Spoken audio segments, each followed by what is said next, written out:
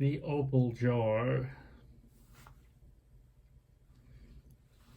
I can't think of anything that holds more promise than a jar full of old Mexican fire opals. There's a couple in here that look like they have some nice color. There's a couple right there, see them? This jar I purchased on eBay a couple days ago. It brings back fond memories. I've been down to Mexico as a child and actually discovered opal country quite by accident.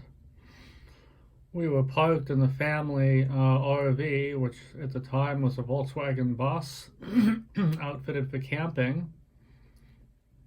And as a little kid, I was pretty bored all the time. We didn't really carry a lot of extra stuff around, so toys were scarce. I think I might have had some Legos and things like that. So I certainly would hop out and look around. My dad was a jeweler, so I inherited an interest in gems and minerals from him.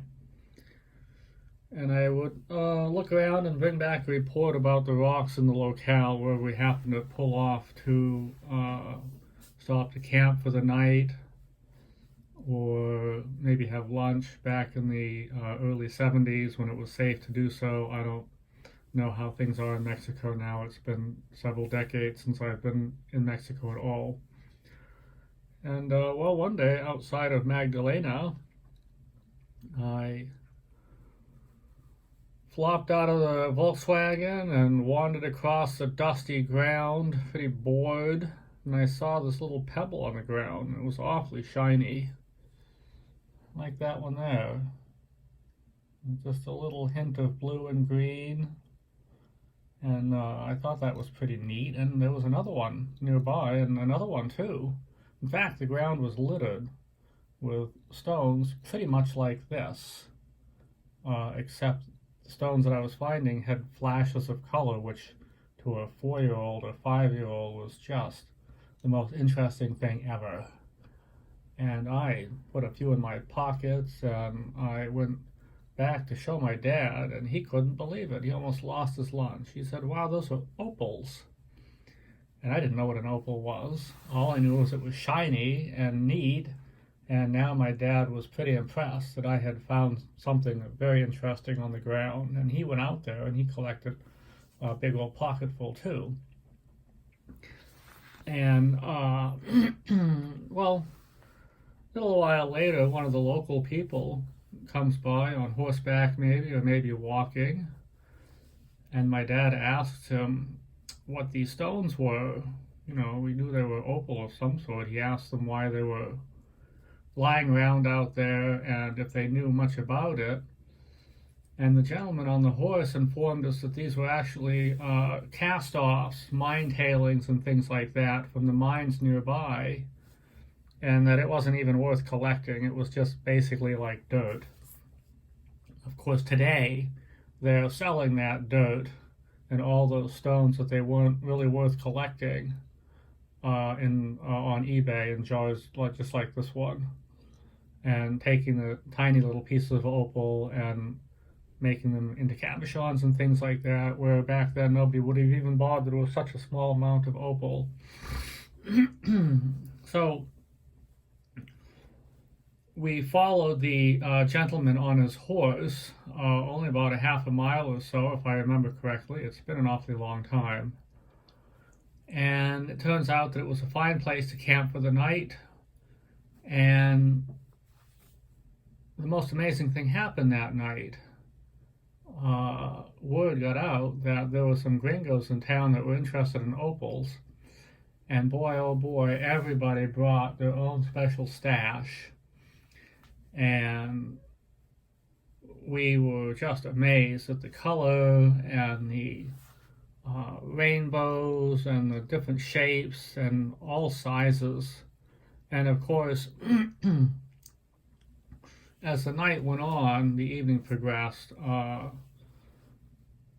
they just kept getting better and better. We would buy a few of the nicest ones that were presented, and then somebody would run home and bring their jar, oftentimes a jar just like this, or maybe a bigger jar with stuffed with larger chunks of opal. And they would sell some of the opals out of their jar, and then the next guy would, not to be outdone, go home and bring back his jar or his collection or his little pouch, little leather pouch with cut stones and stones that had been polished. And well, my dad ran out of money that he had available to spend on such frivolities and began to trade some of his tools, which was very popular. And he ended up considerably lightening his toolbox, and it was a beer and opal party for the adults. And of course, as usual, I was quite forgotten about and was left to wander around pretty unhappy that everybody else was getting the attention. I didn't have any money to buy any opals, and compared to the gems that the adults were trading back and forth between themselves, my opals in my pocket were very, very unimpressive. So another older boy came by and tried to cheer me up with a nice opal that he had in his pocket, which I thought was a very kind gesture. But knowing how things usually went, my older brothers probably figured out a way to get that opal from me somehow, because that is the way of the world with older siblings. And well, I tell you, I never forgot that trip through Mexico and the opals and all the people that came out to see if they could tempt us into buying a few of their opals. And throughout the years, we would go back and frequently and visit the shops there and look at jars full of opals just like this. You could either buy the jar, usually you could buy the jar, or sometimes they'd let you empty the jar out in a tray, and you would just pour over the colors and just be completely amazed. And the owner of the jar was certainly very proud to show you his wares there. And these were stacked up on shelves, scores of bottles like this, bigger, smaller, and packed with many, many, many, many carats of these different colors of opal.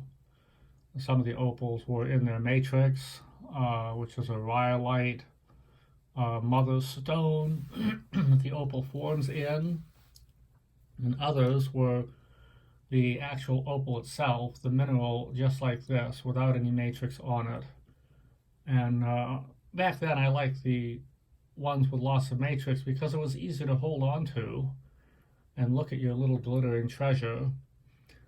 These smaller stones, even though that they were very, very flamboyant in color, were quite easy for a 5-year-old to lose. So the opals that I liked back then were big and chunky and more difficult to misplace. And of course, as I got a little bit older and started to polish and cab some opals myself, I quickly learned to really prefer the jelly opal or the crystal opal like this. And I did cut some nice cabs. I didn't make it a profession. I didn't make jewelry smithing a profession either. I drifted off to other professions, but I still retain a love of the opal and fond memories of the opal jar. I would occasionally buy one when I went down to Mexico a couple times by myself, and brought back a couple of jars for my dad and my brothers, and we would take turns picking the opals out of the jar one at a time. So, of course, the guy with the first pick, which we would flip for, inevitably got his choice, and then it would progress so on until only the most dull and lifeless opals were left. And actually, my dad made this necklace with one of these rough stones. He works in silver. He's actually in a retirement home right now, so he's not doing much jewelry anymore. but he preferred to work in silver. It was economical, and he preferred these very free-form settings here. I don't wear too much silver because it turns very dark on me quickly, and these intricate pieces are hard to keep polished. This has a pretty nice bit of color. It's hard to see. Our modern technology does not pick up the colors of opals very well for some reason or another. I think just because it is so hard for the electronic circuits to quantify. It is very mysterious. And it wasn't until the 60s that they even realized how the opal does it. What makes that little nugget of crystal shine like that? And what it is it's these opals are made of silica, and the silica is made of these tiny little spheres of silica. So when they get deposited in the host rock, sometimes the spheres line up so that they transmit certain wavelengths of light, and they refract them, kind of like a Fresnel lens, or if you've seen one of those very shiny holographic stickers, I think sort of like that. Very, very small ordered patterns tend to refract light, and so that's what drives the opal color. The color that we call the color flash, prismatic color, or precious opal. The opal that does not have that flash of internal color is referred to as common opal or potch opal. I usually call it common opal. Some people call it Mexican fire opal, but Mexican fire opal really only is the term for the translucent reddish mineral, which does not have an internal flash of color. It is just a red crystalline mineral.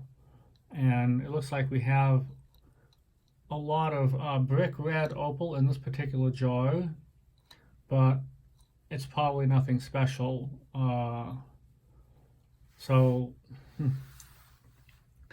There were lots and lots of maybe sneaky methods when dealing with the opal jar like this, especially if it was going to be sold to gringos. And of course, they would fill it up with quite a bit of junk and strategically place the shiniest, prettiest opals around the outer perimeter where you could see it, and then arrange the junk inside, which would be pretty worthless. So if you have a jar like this, and I bought this jar for $42 on eBay, and it's marked 35, and with the rust on the top, it's probably been sitting on somebody's shelf for years. It even says Hecho in Mexico, little sticker there. So this definitely came from Mexico. Take a jar like this, and you sort through all the stuff, which we're going to be doing, actually. You'll wind up with about this much decent material. Now you can see there that there's some pretty colorful opal in there. The one that's kind of flashing the green at us. That's a nice piece. There's a piece with some pink right there.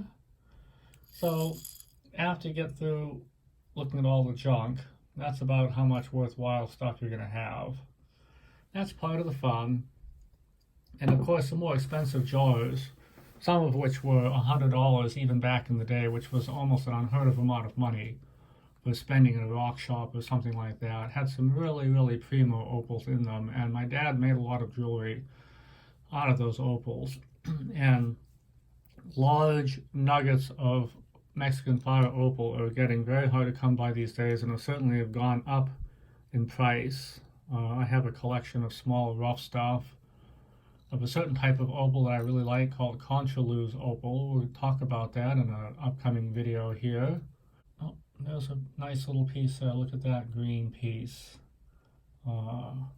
Sometime over the next few days, I'm going to empty this jar out, and we're going to look at that jar more in detail. So until then, thanks for watching Ixnay's eBay Gems. Keep them shiny, and tune in next time. Maybe subscribe if you like it. Bye.